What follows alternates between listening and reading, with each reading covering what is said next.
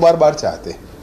ये जो लेटर आया है इसमें तरीके की उन्होंने बात की है कि भाई फोर्सेस को विड्रॉ कर रहे हैं तब हम आएंगे, और बहुत सारे जो ऑपरेशन चल रहे हैं उनको रोका जाए।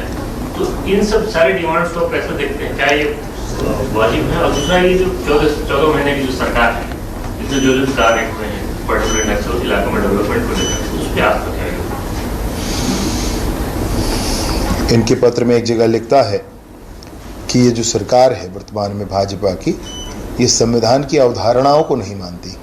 मैं इस पत्र में यही पूछता हूँ, क्या ये संविधान को मानते हैं? को समझना होगा। जो आप स्वयं ही भारत के संविधान को मानने को हम तैयार हैं। भारत के संविधान को मनवाने के लिए ही किसी गांव में अभी अगर तिरंगा झंडा गड़ाया जाता है, फहराया जाता है, तो वो इसीलिए फहराया जाता है कि वहाँ भारत का संविधान लागू हो। वहाँ किसी एक व्यक्ति का कानून, किसी एक व्यक्ति का नाम लागू करने के लिए नहीं किया जाता है। वहाँ भारत का संविधान लागू हो, इसीलिए ये किया जाता है। अभी विगत 1.5 वर्षों में 40 गांव ऐसे हैं जहां ध्वजारोहण किया गया विगत 3 राष्ट्रीय उपलक्ष्यों में। मार्च जनवरी 24 में, अगस्त 24 में और 26 जनवरी 25 में 40 गांव में पहली बार इन 40 गांवों में भारतीय संविधान लागू किया गया। इससे पहले तो ये नहीं होने देना चाहते थे, अभी उन्होंने अपने पत्र में ऐसा लिखा। इसके साथ ही वो महिलाओं के संदर्भ में अजीब बात कह रहे हैं और सरकारी योजनाओं के संदर्भ में अजीब बात कह रहे हैं। साथ ही साथ कह रहे हैं कि हम युद्ध विराम की घोषणा कर देंगे।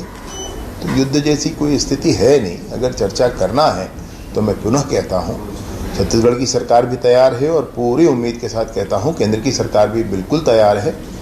और इसमें किसी का निर्धारण हो, किसी चैनल का निर्धारण हो तो बात किया जाए और बात करके एक अंतिम निर्णय तक पहुँचा जाए। बहुत अच्छी पुनर्वास नीति है और उस पुनर्वास नीति के माध्यम से नक्सली समर्पण करें, अपना जीवन व्यवस्थित करें। सर, लगातार कार्रवाई से नक्सली समय बैकफुट पर है। इस समय उनका पत्र आता तो कहीं ना कहीं ये ध्यान भटकाने के लिए भी ऐसा कुछ लगता है क्या? यह भी माना जाए कि दबाव में और जवानों को भ्रमित करने के लिए क्या ये पत्र जारी किया गया? मैं आपको तीनों ही बातें, चाहे जवानों को भ्रमित करने हो, चाहे वो दबाव में हो, चाहे वो ये सोचते हो कि हमारा कहीं मन भटके, कहीं कुछ नहीं होने वाला। भाई हमारा कोई मन नहीं भटकने वाला। हमको बड़ी स्पष्टता है क्या करना है, एकदम स्थिति स्पष्ट है। सरकार 100 बार चाहती है चर्चा हो जाए, बात हो जाए और आप मुख्य धारा में आकर के अपने जीवन को आगे बढ़ाएं, व्यवस्थित जीवन जिए। सरकार बिल्कुल चाहती है। साथ ही साथ सरकार ये चाहती है कि बस्तर के गांव-गांव तक विकास के कार्य पहुंचने चाहिए। ये भी हो सकता है कि आप लोगों को जो देवर है उसको थोड़ा नरम करने के लिए भी थोड़ा डाला जाए, ये भी हो सकता है कि ये भी साजिश हो सकती है। तेवर का कोई मसला ही नहीं है। सरकार 100 बार बिल्कुल विनम्रता के साथ ही चाहती है कि चर्चा हो जाए, बातचीत हो जाए और ये मामले समाप्त हो जाए। मंत्री जी, वर्तमान स्थिति में कितने ऐसे जिले हैं जो नक्सल मुक्त होने के कगार पर हैं? मुझे लगता है कि 3 ही जिले अब ऐसे शेष रह गए हैं जहां पर कहीं हमारी एक्सेसिबिलिटी कम है। बाकी हर जिले में एक्सेसिबिलिटी है। सभी जिलों के सभी गांव तक आप जा सकते हैं। बीजापुर, दंतेवाड़ा, नारायणपुर थोड़ा छोड़ दें, बाकी सब जगह आप जा सकते हैं। कार्रवाई अभी जारी रहेगी सर, लगातार इस तरीके से ऑपरेशन चल रहे हैं, वो आने वाले दिनों में भी नहीं, वार्ता होगी तब वो बंद होगा, पर वार्ता शुरुआत हो जाए पहले। शुरुआत का अर्थ यह है कि उनको स्पष्टता करनी होगी। कोई युद्ध विराम कर देंगे कहने का कोई अर्थ थोड़े होता है। बातचीत करना है तो बातचीत किया जाए।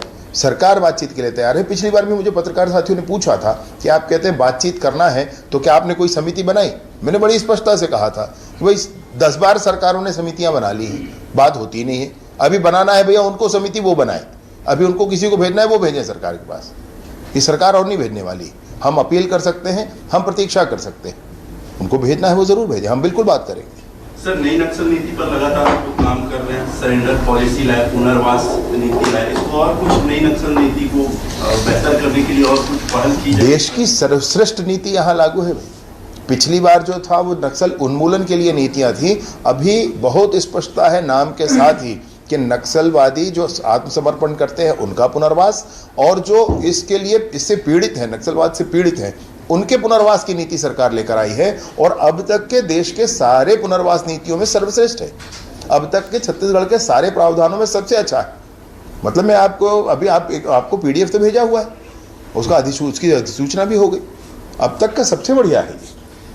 सर ये देखने में ऐसा है कि जो नक्सल आंदोलन जो चला है कि जब भी वो प्रसार में आते हैं तो अपने आप को रिबिल्ड करने के लिए इस तरीके की जो प्रपोज अटैक्स वो करते हैं, तो क्या जो ऑपरेशन है वो भी उसी तरीके से जारी रखा जाएगा जैसे हो रहा है, या कि जो बातचीत हुई तो उससे थोड़ा? भैया इसमें उन्होंने लिखा है कि मैंने पिछली बार कहा था कि हम बात करना चाहते हैं, मैं आज भी कहता हूं बात करना चाहते हैं, लेकिन बात करना चाहते हैं मैं ये कह रहा हूं, इसका क्या अर्थ होता है? आप मुझे 100 कंडिका लगाकर कहेंगे बात करने का, ऐसे थोड़ी बात होती। बात करना है तो किया जाए, भेजा जाए, भाई किससे बात करनी बताएं, क्या बात करनी है वो बताएं, बात करेंगे। लेकिन इसका कतई अर्थ ये नहीं है कि सरकार कहीं रुकने वाली है, आर्म फोर्सेस कहीं रुकने वाले हैं, इसका कतई अर्थ ये नहीं है।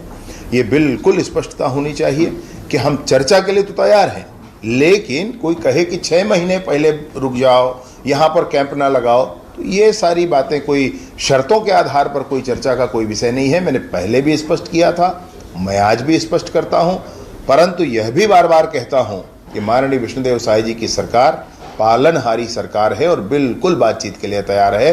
लोकतंत्र पर विश्वास हो, नागरिकों की स्वतंत्रता पर विश्वास हो, माओवाद जैसा चीन में था उस तरीके से लोगों को पराधीन बनाकर रखने की प्रक्रिया पर हमको कतई विश्वास नहीं है, हम बिल्कुल उसको पूरा नहीं होने देंगे। और बस्तर के गांव-गांव तक विकास पहुंचे, यह सरकार की प्रतिबद्धता है और इसके लिए कोई भी चीज़ आड़े आएगी तो पूरी दृढ़ता के साथ, पूरी कठोरता के साथ निपटा जाएगा। मौजूदा स्थिति है, एक पहल आपने की थी, एक पहल यहाँ से कर दी गई है, अब क्या रास्ता निकलेगा? क्योंकि आपने पहल बहुत पहले की थी, उसके बाद मैं आज तक वही कह रहा हूँ कि हम तैयार हैं।